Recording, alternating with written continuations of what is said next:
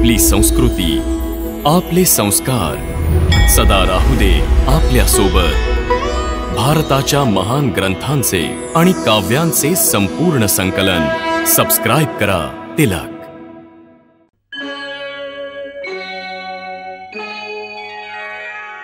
हे मधुसूदन, मनुष्याचं शरीर त्यागल्यानंतर जीवात्मा कुठे जातो? मानव शरीर त्यागल्यानंतर मनुष्याला आपल्या प्रारब्धाप्रमाणे आपल्या पाप आणि पुण्यांना भोगावं लागतं. यासाठी भोग योनी बनल्या आहेत, ज्या 2 प्रकारच्या आहेत, उच्च योनी आणि नीच योनी.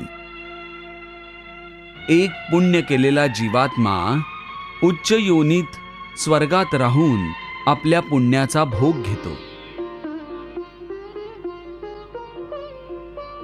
आणि पापी मनुष्याचा जीवात्मा नीच योनीत नरकात राहून आपली पाप भोगतो.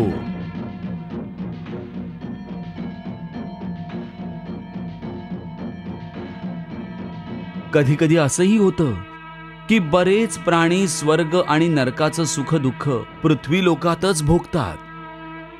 याच लोकात? ते कसं?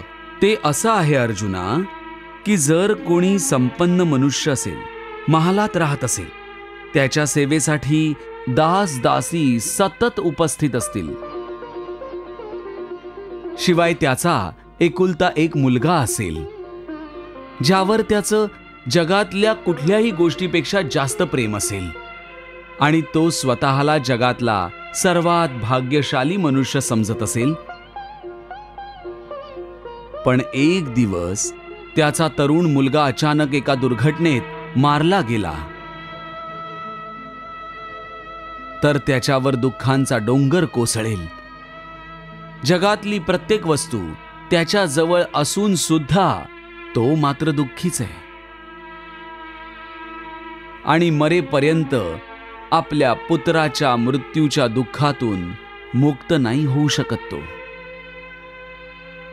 मग तो मुलगा तरुण होईपर्यंत त्या मनुष्याने जी सुख भोगली आहेत ती स्वर्ग सुखासारखीच होती, आणि पुत्राच्या मृत्यूनंतर त्यांनी जी दुःख भोगली ती नरक दुःखांपेक्षाही वाईट होती.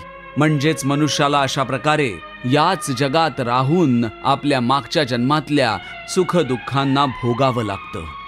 वाह प्रभू, वाह.